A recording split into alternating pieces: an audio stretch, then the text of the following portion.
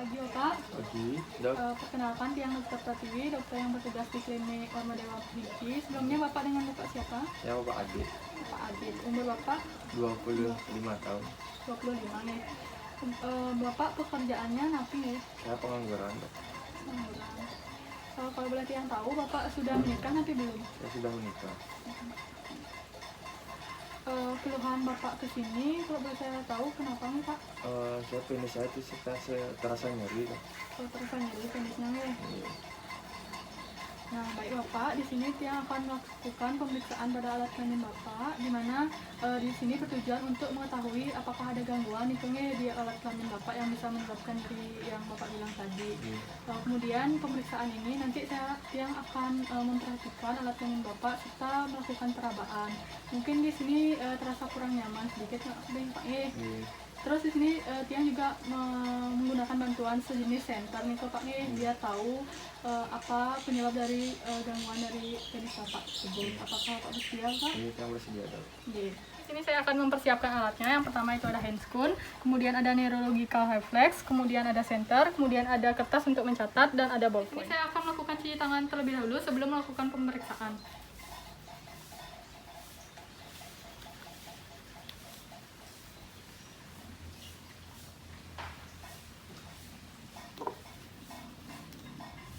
Saya akan menggunakan handscoon.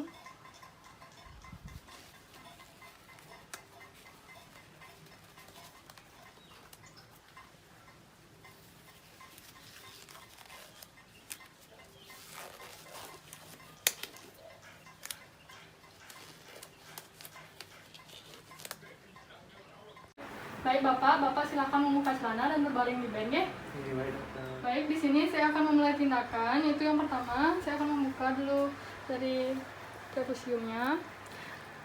Di sini saya akan melakukan infeksi, di mana yang pertama saya akan melihat dari uretra atau penis dari pasien, di mana itu saya memperhatikan apakah mikropenis atau makropenis, di mana mikropenis itu ukuran penis yang kecil dan makropenis itu ukuran penis yang besar.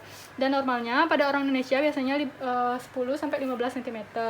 Kemudian saya akan memperhatikan letak dari orifisium. Jadi letak orifisium misalnya kalau hipospadia itu letaknya itu di ventral atau di anterior.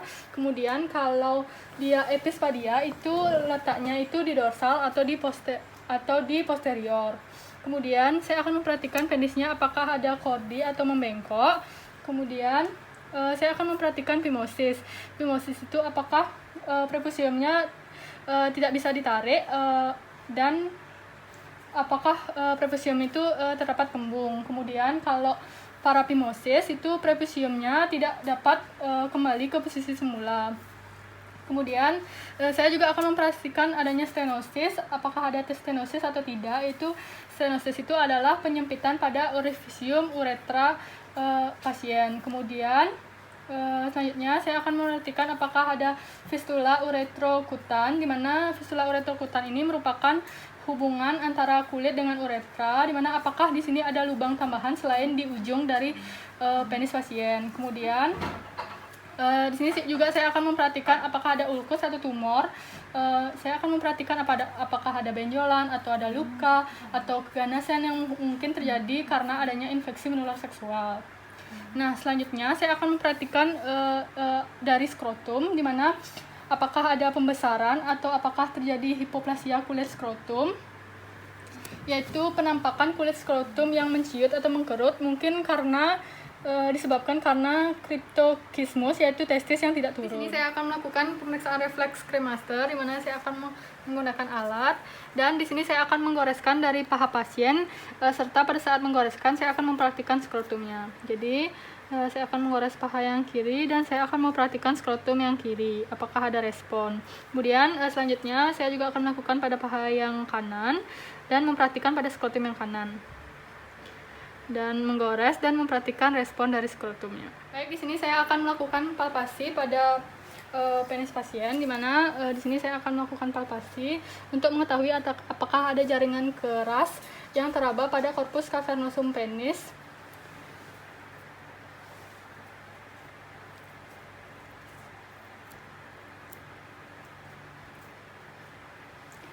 Nah, setelah itu saya akan melakukan palpasi pada skrotum untuk mengetahui adanya massa atau nyeri tekan.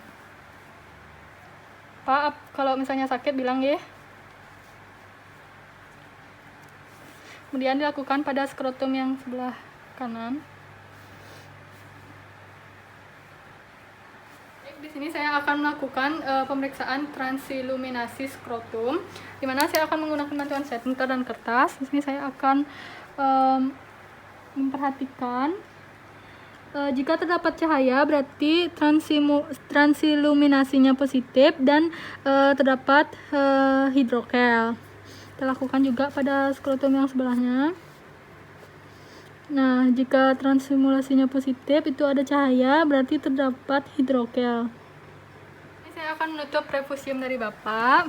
Nah, Bapak, pemeriksaannya sudah selesai yang lakukan. Jadi, Bapak bisa merapikan pakaian dan kembali ke meja pemeriksaan selagi saya mencuci tangan dan merapikan alat. Di sini saya akan merapikan alatnya. Saya akan melepaskan handscoon dan melakukan cuci tangannya.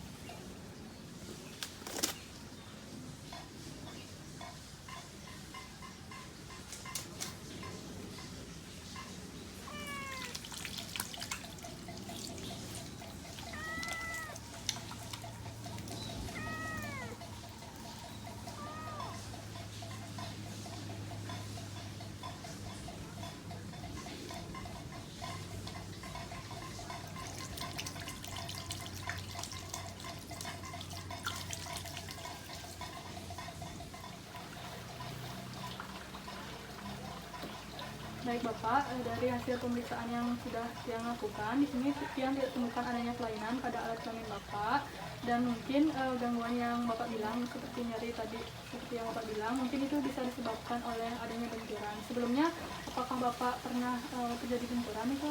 Sempat mungkin kemarin saya tidur terbentur di tembok. Mungkin itu penyebab dari nyeri yang Bapak katakan tadi.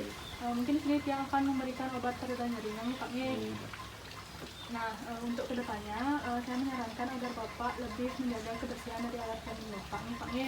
Mungkin ada yang ingin Bapak tanyakan? Ini kemanten dokter. Terima kasih ya.